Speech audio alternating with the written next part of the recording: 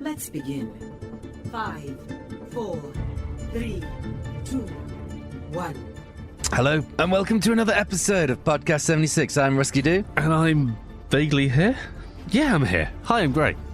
And do we have a lot of content for you? No, actually we don't this week. No, we really, really don't. That's fine. Not much has happened, but that's okay. Quick show. Here to, rant at you for 10 minutes and fuck off, play some games. Pretty Sweet. much. I'm happy. Yeah, I'm assuming that everything's quiet because BlizzCon's coming up, and Yes. they got to be, tidying up all the spectator stuff, all the Overwatch World Cup stuff. There's so much stuff for them to be They're tidying sorting up out right their now. cosplays for, what they want to march around the exhibition hall in. And I everything. assume they're getting absolutely none of the above done because they're all working on their cosplays. Jeff is coming as Widowmaker. Yeah, no, makes sense. And Scott Mercer is coming as Junkrat and is really committed to it by chopping off both an arm and a leg. Whoa. Okay. Anyway. Yeah, it's kind of that weird period for Blizzard games right now. Just between Halloween, where there's been a big thing, and it's kind of still going on, and BlizzCon. So yeah, this is basically the most dead you will ever find things. Except for that period between Christmas and New Year when nobody obviously. really wants to... Yeah, everyone's dead then. But this is like a special kind of dead. Yes. Normal people don't have this kind of dead. Only Blizzard have this kind of dead. Well, that's not true. I'm sure other things have a thing happening at the vaguely same time as BlizzCon. But I digress. What has happened?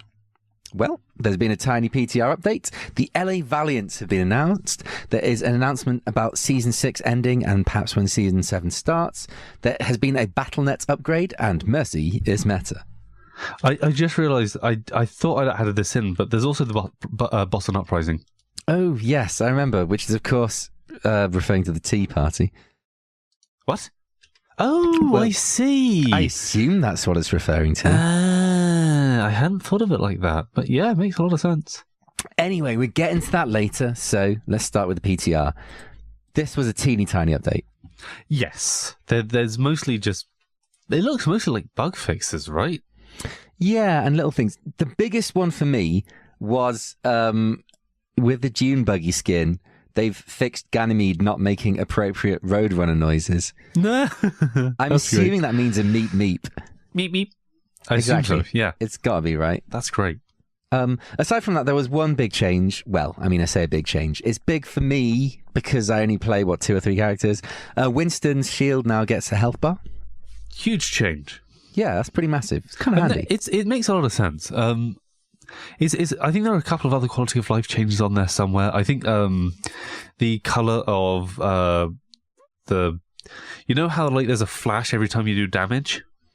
Yeah. There's a little arrows that kind of go... Exactly. Yeah. Well, when you do a headshot, those arrows turn red. I assume you've never seen that because you only play heroes that can't headshot. Well, you play Roadhog. Shoot. Oh, right, yeah. No. Oh, right, yeah. No. You play Roadhog as well. I forget about totally. that. I just think of you as Reinhardt and Winston, and you just can't get headshots with them. No. Well, I mean, you can tell yourself you got a headshot with the Fire Strike, but you didn't. The game doesn't... Anyway, the colour of the headshot arrows has changed slightly and is slightly more red now. Okay, that makes sense. I saw a mock-up that someone did of a really nice quality of life change, which I'm very reminded of by the Winston one, which was they suggested that Genji and Reaper on their kind of, Reaper's Wraith form and Genji's Reflect could have a cooldown. I don't want to reflect on the cooldown. Why? Oddly, and basically, when you want to aim with the Reflect, so if there was extra information on screen, it'd be... Yeah, I actually know... What if it was like a bar near the bottom of the screen? Then it's kind of useless to me anyway. Okay. It's a bit like my health. I have no idea what it is. Could be anything. God, I wish they'd have some option to have health bars near the centre of the screen. Mm-hmm. That would change my game so much. It'd be really good. Oh, well. Yeah. I mean, it's weird, though, that I find it so hard to look down at the bottom left of the screen and check out my health while playing.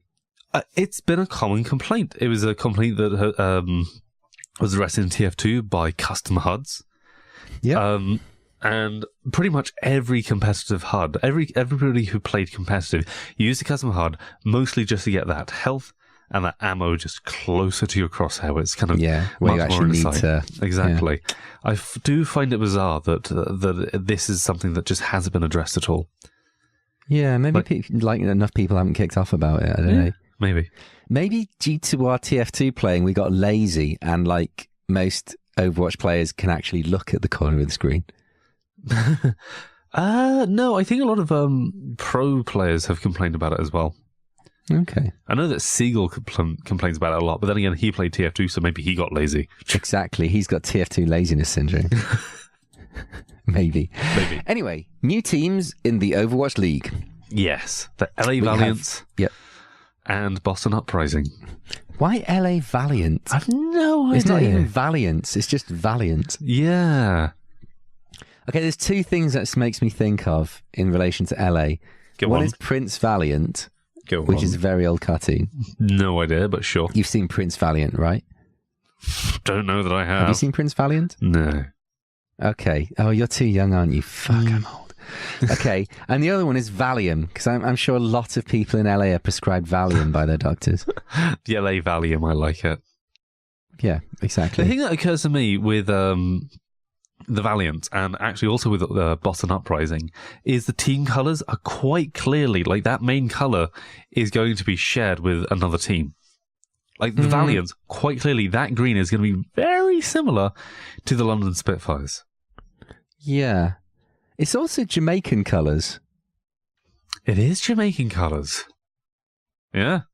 And on top of that, the Boston Uprising, that blue is really not that different from the Dallas Fuel blue. Ah, but is it the main colour in Dallas Fuel? Yeah.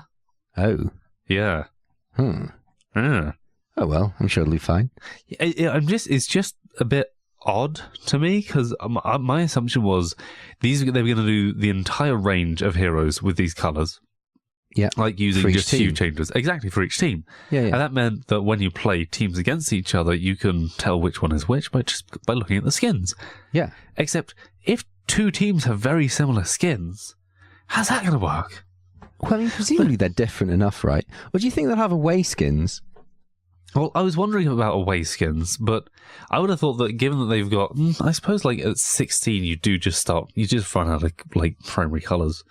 Yeah, not exactly. As in primary colours, but as in colours that can be your main colour. Yeah. Also, if you had that, it'd be like, who gets red? Because everyone likes red, right? Yeah, I don't know. You also run into other problems, like the blue team also being the red team. The team that has a blue skin has a red outline. Yeah, what's going to happen with the outlines, right? But maybe they'll fix it so you get outlines of their team colours? I mean, that would be so cool. But then you got particle effects. Yeah, but the particle effects aren't team coloured. But you think they'll... But then you got the blue team with a blue outline shooting red bullets. Are the team's weapon effects team coloured? No. Well, yes, because if you got a friendly Genji will have green shurikens and an enemy Genji will have red shurikens. Oh, yes, of course. Oh, God.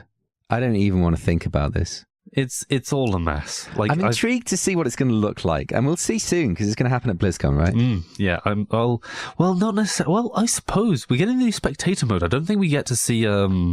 Oh yeah, no, because that's just the World Cup, isn't it? As opposed to the Overwatch League. That doesn't really happen until New Year. Ah, so we're not going to get to see the skins. No. No.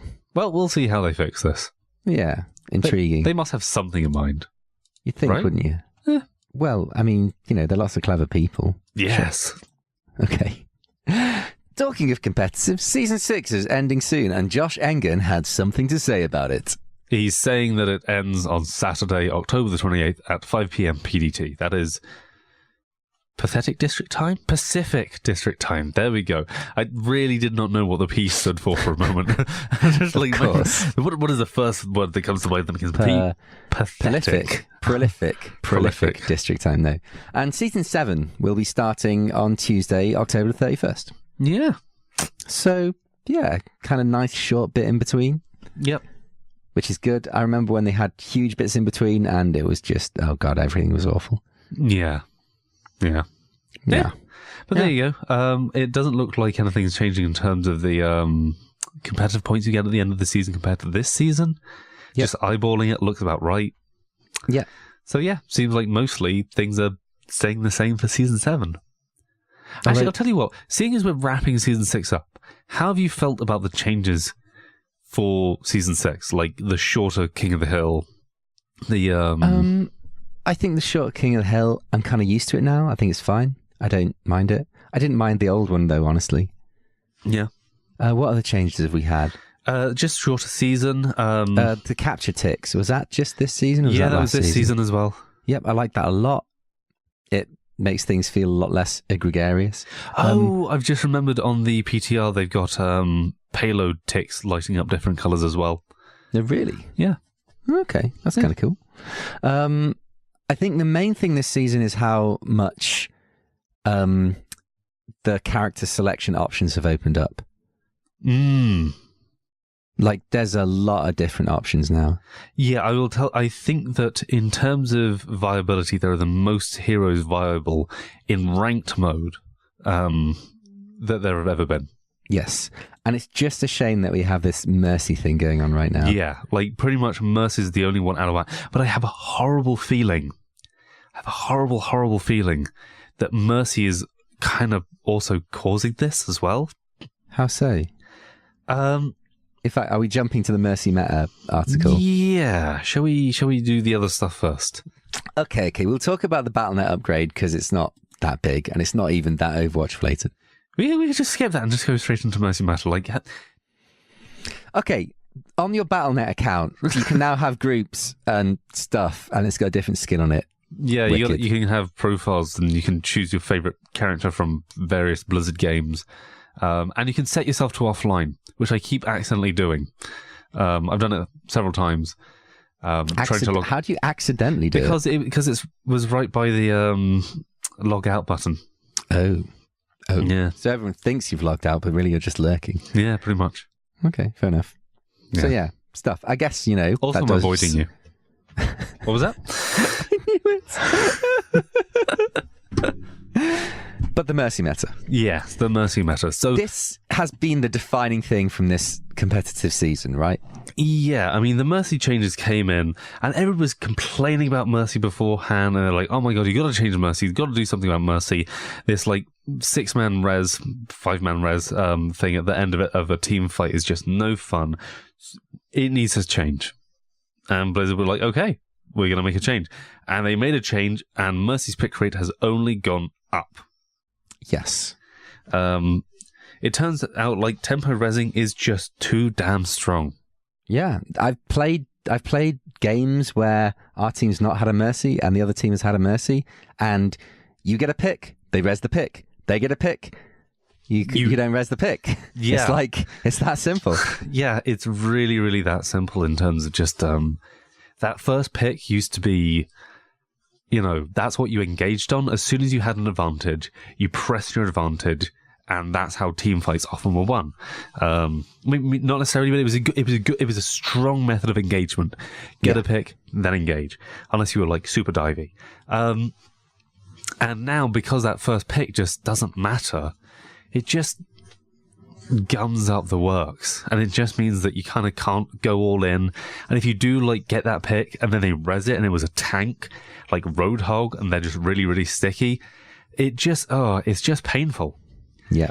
So yeah, it just turns out that res is too strong an ability. Yeah. The reason that we bring this up, particularly this article from Overbuff, is now because the pro scene is running on the live patch rather than they've been running on a previous version of the patch because of tournaments. They've caught up with the live patch, and now Mercy is meta in recently APAC, where she had over 95% usage. It's ridiculous. Which is crazy. It's crazy. The nearest thing we had to that in the past was Lucio with over 70% usage, wasn't it? No, Lucio's been in the 100% pick rate. Oh, was he 100? Oh, geez. I think Mercy might have been 98 or something like that. She was 90. No, she was 95. There we go. But yeah, she's just crazy high pick rate. Same thing as Lucio. Lucio's actually fallen really out of the meta. Yeah, massively far down. my theory on this is that the defensive ult from Zen is stronger in the team fights, which are much more protracted. And so and also the Discord is just really, really, really useful in having that damage constantly being pumped out. And you've got divers, so, orbing and diver is... Well, I think the other thing is that Zen has a chance of keeping Mercy alive. Oh yeah, just orb the Mercy. Because Mercy. Mercy's flying around, so Lucio really can't heal Mercy. So if Mercy's getting pressured... And I mean, I've certainly found this playing a lot of Winston, that a Mercy with a Zen orb on her is a pain in the ass to kill. Yeah. Massive pain in the ass to kill. She's been a pain in the ass to kill for a long time. And it's only gotten worse. Man, at least you can't have multiple heroes. Imagine a team with multiple Mercies on. Oh, God. They'd res each other. They'd res every... Oh, it'd just be hideous. It'd be awful. So, but again, I think I mentioned this previously, but I think it's this weird corner they've painted themselves into. The resurrection is an integral part of Mercy's identity, but it's always going to be crazy powerful. I think they just need to remove the res. I think they just need to get rid of it. I know it's like a big part of Mercy sucks. Well... I think that maybe, but I think then you find other ways to buff her. But she's got really, really good mobility. She's got really strong heals. She has this ability to, her ultimate is really quite strong as it is, the new Valkyrie ultimate. Like, she's got a lot of good stuff. Like, you can tune her up to make her good again. Yeah, but I think here's the danger, and I think this is one part of what Blizzard were thinking when they changed her in this way, and that is when you change a character, it has to not be seen as a nerf, and it has to keep enough of the character's identity that people don't shit the bed. And I think if you took away Mercy's res, I think so many people would just have a hissy fit. Maybe. I mean, maybe it needs to happen anyway, but I was gonna say, like, should the health of the entire game suffer to keep Mercy's identity? I mean, obviously not if it's that much of a problem it needs fixing. And here's the interesting thing. This isn't something that's happened recently. Like, Mercy's been like this for how long now? Month or so? No, not that long. Really? Actually, yeah. It just feels like that long. Yeah. Like, her pick rate was really high beforehand, and it just... No, but when did they change Mercy? How long ago was that? I really can't remember. You know what? I think that's over a month. We have a website where we talk about this sort of thing. You record that, don't you? Okay, yeah. Fire it up. Let me know what's going on. Give me a minute. Okay, I'll fill. What was I ranting about? Yeah, because... Here's the thing, it's not like Blizzard is unaware of this, and it's not like Blizzard is okay with Mercy having 95% pick rate or whatever it is. They clearly want to do something about it, but the fact that there hasn't even been a sniff of the changes on the PTR recently kind of says that this is a difficult problem. Like, how do you do it? Maybe they've got something quite dramatic in terms of changes, and that's why we haven't seen it yet, because it requires a lot of work to get it right. But if there were like some minor tweaks that Blizzard think would work, I think we would have seen them in the PTR, right? I imagine so. Okay, so just in terms of when the patch went live, it was September the 19th. So month and a week. Yeah. I wish I had a resource that showed pick rate over time. Oh, what? Well, I wish that Blizzard would just release that info. If they released that info, then sure, we'd have it, right? But yeah, that'd be interesting. But again, I worry about that as well. I suspect, can you get that from sites like Master Overwatch or Overbuff? Well, I'm looking at Overbuff, and I can't. Last 3 months, last 6 months. Mercy's pick rate overall has been really high for a long time, actually. Is that in competitive, or is that in... no, it's in competitive. Okay. I mean, just generally, she's good, right? Well, yeah, but the thing is, she's also really easy to pick up. Yeah. So, if someone says we need a main healer, and you don't know how to play any of the healers, then Mercy's one of the easiest ones to pick up alongside entirely. Lucio. It's a high skill floor. Is that what I mean? Where like you just start and you're actually doing work for the team. Exactly. Yeah. Yep. Yeah, it's a strange one. I agree with you. I think it must be a very difficult problem to solve. I can't tell what they're going to have to do, but I really do think it's bugging a lot of people. I mean, there's ways that you could like nerf res, like not have as much invincibility on it. Yep. But I have a suspicion they just feel really bad. Like getting res then dying instantly feels like ass. So like the mercy that reses you when you're completely out of position because you were trying to get a really nice flank off and it didn't come off. It's a bad res. You both die. Yeah, it's sad times right Everyone's sad. I'm sad. Anyway. And on that note. Yeah, on that sad note. That's pretty much all we've got for this week. Yeah. Yeah. Cool. In that case, I've been Ruskeydoo. And I've been Grey. We'll see you soon. Yeah. Bye.